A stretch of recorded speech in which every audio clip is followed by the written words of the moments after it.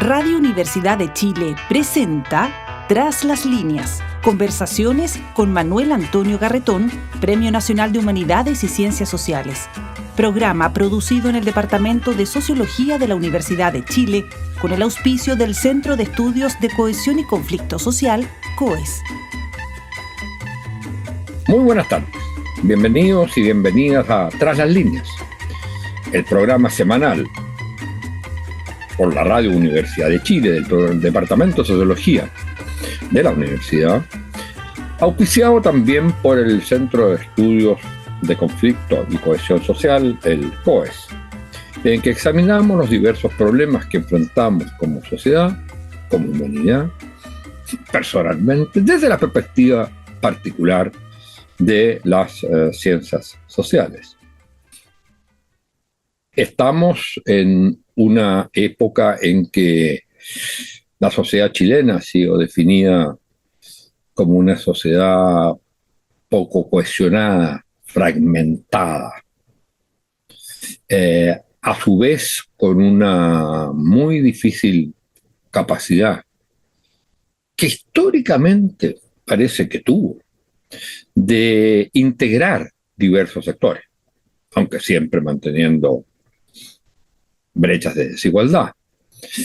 Y uno de los grandes problemas hoy en el mundo y en nuestras sociedades, en América Latina y en Chile, es el de la integración multicultural en el espacio del Estado-Nación. Y la dificultad de tratar a todos los que viven y desarrollan sus vidas en nuestra sociedad, de tratarlos de la misma manera y que tengan las mismas oportunidades. Y eso se da especialmente, no exclusivamente, pero especialmente en el caso de las migraciones. Y sobre todo de las migraciones de afrodescendientes o de sectores de países con alta población indígena. Y entonces, ¿eso es un problema de política pública? Sí. Y eso lo vamos a ver a lo largo de esta conversación. Pero es también un problema que tiene que ver con la manera como nos relacionamos los unos con nosotros en Chile y cómo establecemos diferencias y jerarquías y exclusiones. A veces, solo con la manera como hablamos y cómo hablan los otros, o cómo se visten los otros, o del color que tienen la piel los otros. Nuestra invitada de hoy es Macarena Bonom, doctora en Sociología por la Goldsmiths University of London, de Inglaterra. Es magíster en Cultura y Sociedad por la London School of Economics y es socióloga de la Universidad Católica de Chile. Actualmente es profesora adjunta en el doctorado de Ciencias Sociales de la Universidad Autónoma y es investigadora joven del Núcleo Milenio de Desigualdades y Oportunidades. Ella ha trabajado en temas de cohesión social, migraciones, actitudes hacia las migraciones y vamos a hablar precisamente sobre las investigaciones que ha realizado en esta materia y que son un aporte al debate en Chile hoy sobre un tema fundamental para la integración de nuestra sociedad. Y lo que queremos es partir con una cuestión más general sobre cómo hoy día el tema de las migraciones está afectando nuestra capacidad como sociedad de constituirnos como tal, integrando a todos los que viven en ella. Para después vamos a ver cuáles son cosas que ya he estudiado y que son muy interesantes, de cómo la sociedad fabrica mecanismos y la gente fabrica mecanismos de exclusión, separación, racialización, segregación, con los sectores migrantes. Muy buenas tardes, Macarena, muchas gracias por estar con nosotros. Y partamos por esto. ¿Cómo estás viendo tú hoy día el problema de integración de los sectores migrantes, así en general, el problema de la migración en Chile, para después ver algunas de las cosas que has investigado en esta materia?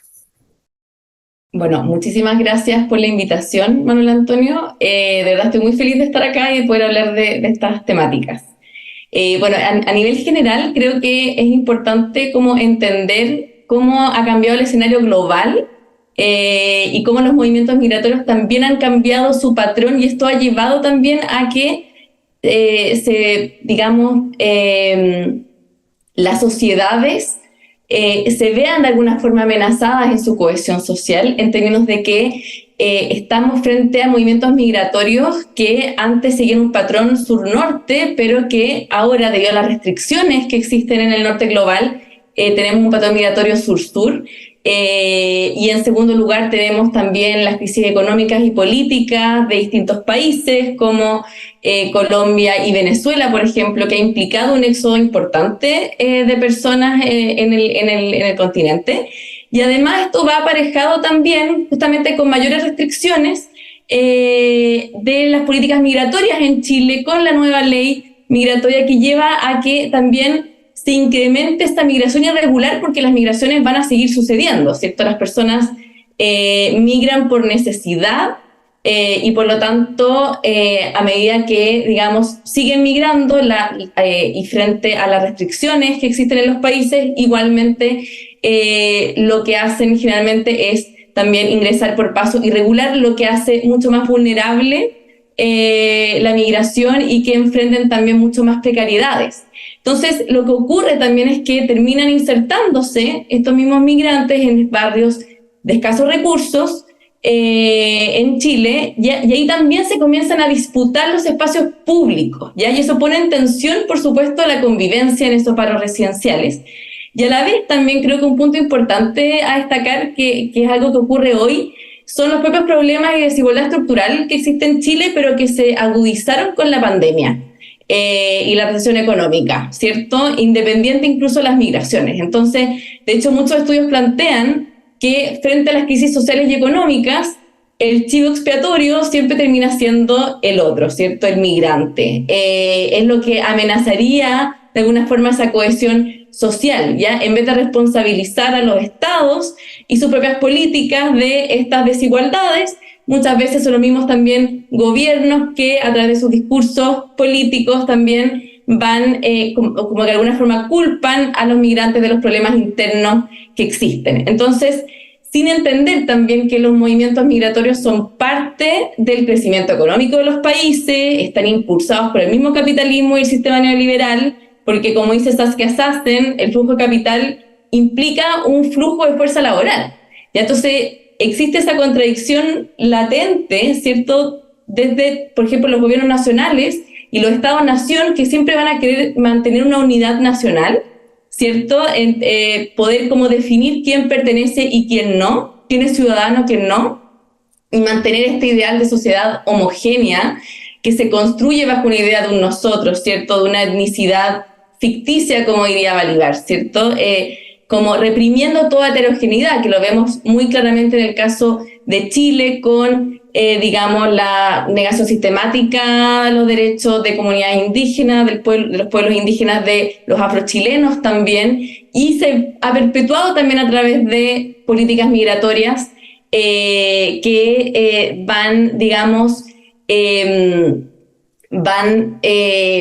generando, digamos, exclusiones a unos migrantes y no a otros, ¿cierto? Y en general lo que ha pasado históricamente es que se ha ido frenando y restringiendo la migración a aquellos migrantes afrodescendientes especialmente, ¿ya? O a aquellos migrantes racializados en desventaja, ¿ya? Tú decías en tres distintos artículos, hablabas de los mecanismos o políticas, de algunas políticas de Estado, que son de racialización y de que terminan siendo de segregación. Una era la política de vivienda. Hablaba también en otro de una actitud de los chilenos, digamos, y chilenas, respecto a enfatizar el carácter blanco de sí mismo como una manera también de racializar y de diferenciarse de los otros, de los migrantes, sobre todo, si mal no recuerdo, de los haitianos y de sectores también de países que vienen con alta población indígena. Y la tercera cuestión que señalaba respecto a estos mecanismos de la sociedad chilena, muy diferente. Uno es una política habitacional, y eso quiero que nos explique. El otro es una actitud de la gente. Y el tercero es de los medios de comunicación, que en el caso chileno, los medios de comunicación tenderían a,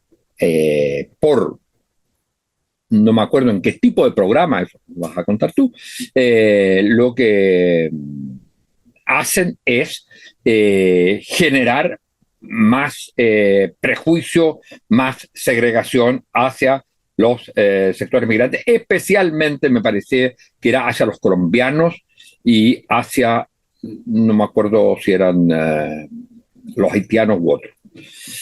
Entonces, partamos por esto de que las políticas habitacionales, las políticas de vivienda, tienden a generar mayor racialización y segregación.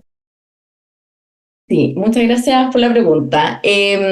Claro, de alguna forma lo que yo veo en ese artículo a través de una investigación etnográfica es que un poco trato de entender cómo se genera y emerge el conflicto social en los barrios residenciales, ¿ya? Y en ese sentido, contrario a lo que comúnmente se plantea, que el conflicto social deviene de diferencias culturales, ¿cierto? Porque hay personas que conviven en un mismo lugar, que son distintas. Lo que yo doy cuenta y es que en verdad lo que ocurre va más allá del racismo o la actitud racista incluso que tengan chilenos, ya como que no, el problema no se acaba ahí y deviene, digamos, procesos mucho más complejos para explicar, digamos, por qué ocurre ese conflicto social en los barrios, y de ahí que a partir de estudiar, digamos, bueno, y estar allí, digamos, y ver también la precariedad habitacional en que viven muchos migrantes, doy cuenta de que en verdad el conflicto emerge a partir de un sistema económico, político y social que de alguna forma va a determinar y estructurar un sistema jerárquico de relaciones en la ciudad, ¿ya? Porque la tenencia de vivienda y el mercado de la vivienda sí determina de alguna forma las posibilidades de inserción y de vida digna que tienen los migrantes. Entonces, por ejemplo, ahí comento en ese artículo que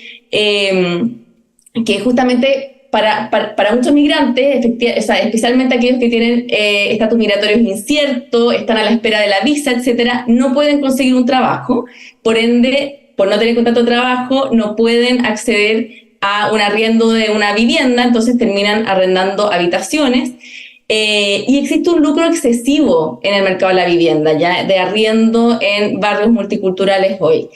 Bueno, y ha existido hace bastantes años ya. Entonces, lo que ocurre finalmente es que esa misma política habitacional, que por supuesto va a beneficiar más a chilenos que migrantes, porque piden, por ejemplo, para los subsidios de arriendo y también en general, para ser dueño de una vivienda, piden tener visa. Aquellos recién llegados se insertan de forma muy precaria, y es esa precariedad habitacional que lleva también a que se utilicen otros espacios públicos que de alguna forma los chilenos consideran que son propios, ¿ya? o que les pertenecen exclusivamente. Y ahí también un poco ocurre la disputa. Entonces, más allá de decir, digamos, los chilenos son racistas y por eso ocurre este conflicto, también es importante entender como el rol del Estado y qué ocurre cuando existe una lucha por recursos, ¿ya? O sea, muchos chilenos se veían digamos, como abandonados por los gobiernos locales, y para ellos, de alguna forma, lo que yo pude ver en esta investigación es que justamente producir, digamos, estos mecanismos discursivos, ¿cierto? Y prácticas discriminatorias contra migrantes y actitudes racistas llevaban también a que ellos se pudieran posicionar en una jerarquía mayor, en un contexto ya que es muy desigual y donde ellos también están abajo, digamos, en la escala jerárquica. Entonces, ahora de alguna forma, a través de distintas formas en donde ellos reivindican una superioridad, ¿cierto? A partir de, como hablábamos antes, de esta idea de que son más blancos, ¿cierto? Y por ende son superiores, esta idea de blanquitud igual a desarrollo, superioridad, ellos podrían reivindicar más derechos. Entonces, tiene que ver también con cómo, digamos, también el Estado se hace cargo con políticas públicas de regular el mercado también de la vivienda para evitar que justamente también se confundan prácticas cotidianas producto de esta situación en la que los migrantes se ven forzados a vivir, que se confundan con prácticas culturales, que es lo que ocurre, o lo que ocurría al menos cuando yo empecé a investigar estos temas, ¿ya? O sea, las personas pensaban y hablaban de los migrantes, no sé, haitianos o peruanos son sucios, en cambio nosotros somos limpios. Entonces, todas estas narrativas, de alguna forma, iban indicando, iban siendo indicadores de blanquitud en comparación, ¿cierto?, a un otro. Y por Pero tanto, ¿cómo podría? Porque aquí lo interesante de lo que se plantea en esa investigación es que son las políticas habitacionales, las políticas del Estado, las que refuerzan este sentimiento. Ahora, ¿eso cómo podría cambiar? ¿En qué sentido eso puede cambiar? o sea, claro, lo que ocurre hoy es que incluso migrantes que llevan más años en Chile han también lucrado excesivamente en el mercado de la vivienda. Ya, digamos, arrendando piezas, subdividiendo piezas con materiales de muy baja calidad, etc. Entonces, creo que es importante regular ese mercado y, digamos, prohibir ese lucro excesivo ya de la vivienda. O sea, hoy ocurre, por ejemplo, y lo vi, es que se generan galpones, ya, donde también se generan procesos de guetización, porque en esos galpones, por ejemplo, que tienen las peores condiciones de vivienda... ¿Por qué generan los galpones? ¿Qué generan los galpones? Viven afrodescendientes, migrantes afrodescendientes. Entonces les cobran mucho más dinero que a otros, por ejemplo, migrantes de Perú, por ejemplo, Bolivia, ¿ya? Y por peores condiciones. Entonces hay un aprovechamiento de la vulnerabilidad de chilenos y también de migrantes digamos, que viven más tiempo en Chile. Entonces, de alguna forma, es entender también que estamos frente a un sistema estructural de relaciones que se van generando a partir de estas políticas habitacionales. ¿Ya? El tener vivienda y la tenencia de vivienda y la posibilidad de acceder de forma diferenciada sí genera distinciones en la vida cotidiana y lleva a la exclusión o a profundizar la exclusión que viven migrantes. A ver, para entender bien, ese sistema es generado por políticas del Estado, pero ¿quiénes son los que compran las casas o las habitaciones para hacer este negocio? Son chilenos. Variando, digamos. O sea, por ejemplo, en general los dueños, la mayoría son chilenos o chilenas. Y a veces se arrienda, por ejemplo, a una persona, digamos, migrante que lleva más años en Chile y esa persona puede subarrendar, por ejemplo. Ya. Entonces hace subdivisiones, o bien también hay algunos que también son migrantes ya dueños, ya de alguna vivienda, entonces o se compran terrenos, por ejemplo, compran una casa, una casa, hay un terreno y ya empiezan a condicionar vivienda o habitaciones. ¿Y eso no está controlado? Eso no está controlado, o sea, ese es el tema. O sea, yo creo que las municipalidades sí están empezando, o sea, lo saben, conocen esto, y obviamente hay, por ejemplo, hay galpones que se han clausurado. pero es porque ya llegó al límite de, no sé, o vivieron un incendio, o efectivamente se está cayendo, digamos como que tienen que pasar esas cosas para regularlo. Entonces, efectivamente, al menos en el periodo en que yo investigué, no se podía hacer mucho. Y la población, los sectores migrantes más afectados por esto son ¿cuáles? Bueno, yo diría las comunas donde existe mayor migración, que hoy por hoy... Sí, no, pero no, digamos, los migrantes, ¿qué países son los más afectados? Perdón, ya lo más... Sí. Yo creo que Haití es lejos, digamos, o sea, haitianos son lejos las personas que han sido más discriminadas y excluidas, digamos, y más vulnerados en estos aspectos. Luego iría afrocolombianos, por ejemplo, con toda la estigmatización también que rodean estos dos grupos sociales, ¿cierto? Y ahora, por supuesto, venezolanos. También hay un tema, porque también la migración venezolana ha ido cambiando también. Ya los que partieron llegando al principio, ha cambiado, digamos, los movimientos de quienes también están llegando ahora. Ahora están llegando, obviamente, grupos mucho más precarizados de Venezuela. Yeah. Entonces también, y hay muchos venezolanos ahora también afrodescendientes, que es algo que no se esperaba mucho en un momento, ¿cierto? Se hablaba de venezolanos y se anunciaba... Eso significa, y vamos entonces al otro, a uno de los otros puntos de tus investigaciones, que era el tema de la blanquización o ¿cuál es la palabra que usas? ¿Blanquitud o construcción de blanquitud? Claro, construcción de blanquitud, pero eso es, digamos, explícanos un poco en qué consiste esta construcción de blanquitud, porque lo que importa es como aparecer como más blanco que el otro, y eso no solo, decías tú, en un plano discursivo, no solo sino en un plano de qué, de la manera como te vistes, de la manera como te muestras, ¿cómo es este proceso de jerarquizar o segregar por blanquitud? Bueno, a través también de práctica, ¿ya? O sea, yo hablo también como a nivel discursivo, porque claro, cuando uno puede preguntarle a alguien qué opina, te va a decir, digamos, sus percepciones, pero lo que yo veía en el barrio era muy interesante, porque, por ejemplo, digamos, habían indicadores de blanquitud, por ejemplo, al hablar y de construcción, digamos, de blanquitud, por ejemplo, al hablar de la morenita. Ya, por ejemplo, eso ¿Hablar de, perdón? No, de la morenita. Por ejemplo, en los mercados, siempre, digamos, a dominicanas, por ejemplo, o afrocolombianas que están vendiendo, no las llaman por su nombre, a pesar de que lo saben, sino que le dicen la morenita.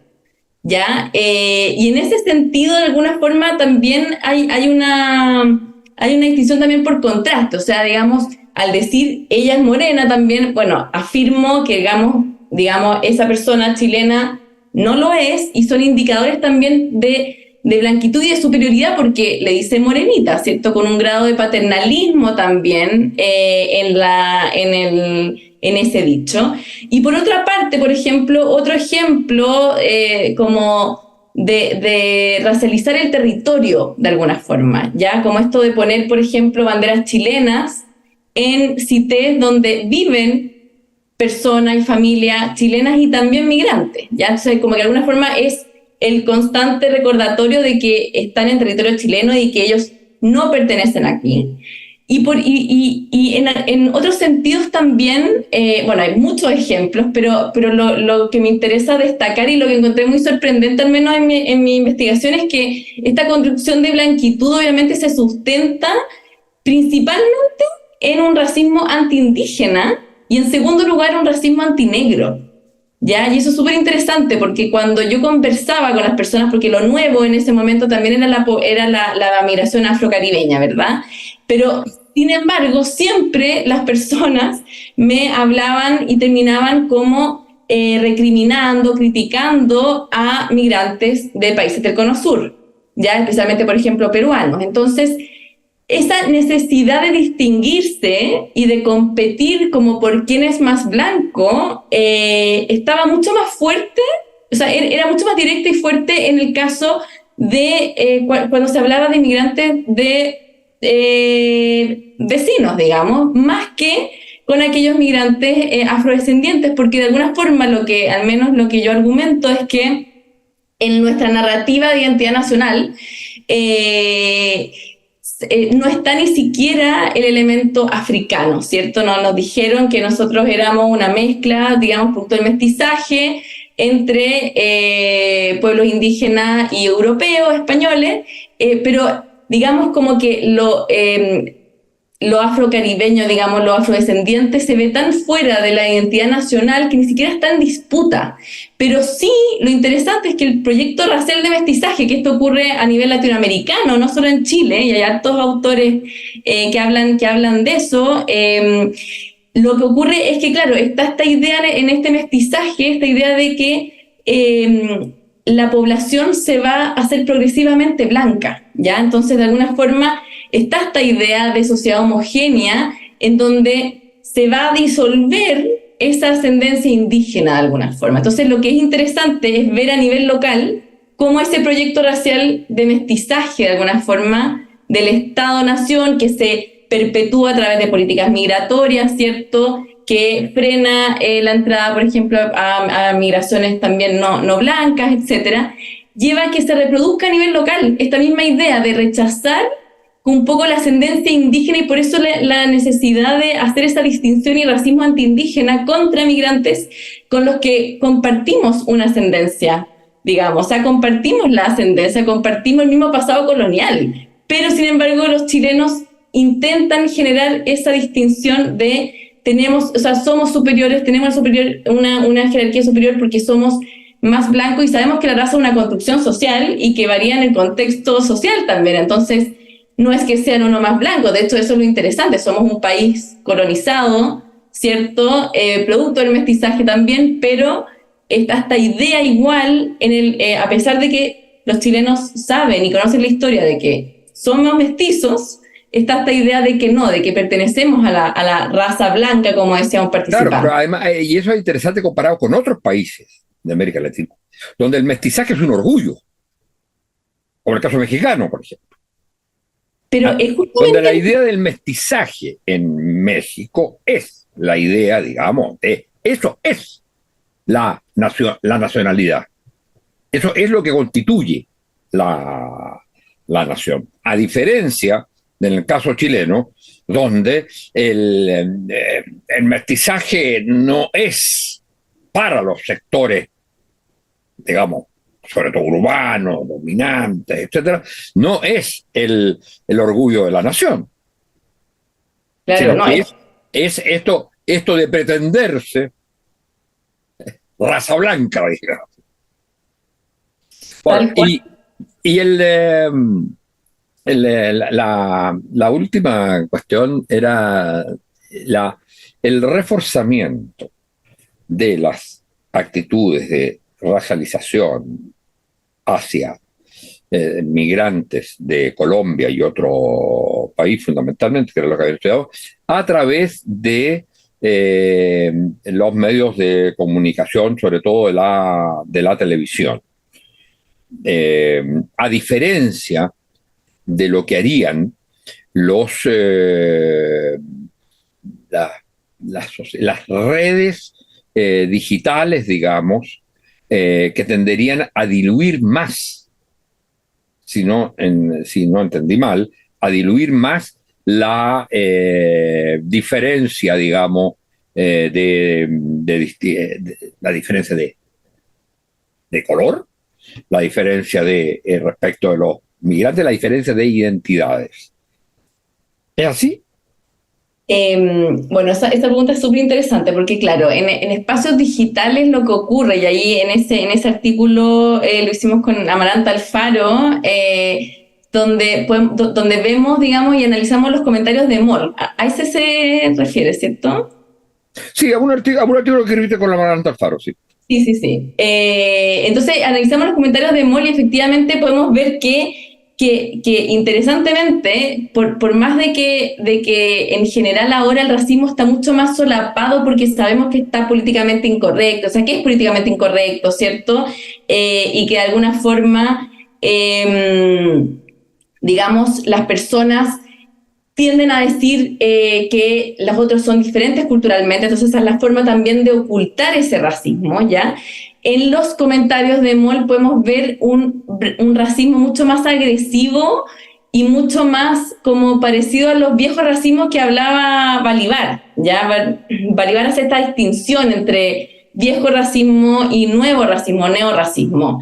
Y lo viejo racismo tiene que ver con la alusión a lo biológico de inmediato, ¿ya? Como esta deshumanización, ¿cierto? Cuando se animaliza también, muchos comentarios muy, muy fuertes, digamos, en los espacios digitales, producto de esta anonimidad que provee ese espacio, ¿cierto? Entonces, permite un poco dar cuenta de ese discurso racista allí.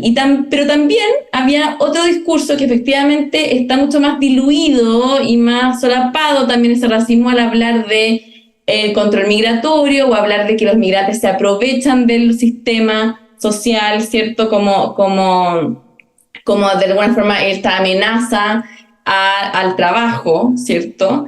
Y de alguna forma ahí también, claro, se usan lógicas racistas de igual forma y discriminatorias, pero no son tan claras y no son tan directas, ¿ya? Pero de todas formas tienen que ver con un racismo, digamos, a nivel digital en este caso. Entonces, eso es lo interesante, al menos lo que ocurre, digamos, con los medios de comunicación. Y además los medios de comunicación lo que hacen también, bueno, en general, es poder como proveer de una plataforma para expandir estos discursos, reforzar estos discursos. Ya sabemos ya todo lo que ocurre también con la desinformación, ¿cierto? Y dan espacio a los discursos de odio, que es una problemática que tenemos hoy muy, muy importante. Entonces, creo que es importante también como entender que estos espacios, o sea, el racismo va buscando nuevas formas en la vida contemporánea de expresarse, y por lo tanto también tenemos que estar observando estas distintas formas en que opera también. Y de formas pueden ser formas muy sutiles, pero finalmente igual va a terminar excluyendo a ese otro, digamos, que se va construyendo, digamos, en estos procesos de otredad que se generan. Pero los medios de comunicación no digo los digitales, sino televisión, por ejemplo, esos contribuyen a integración o tienden a reforzar procesos de racialización.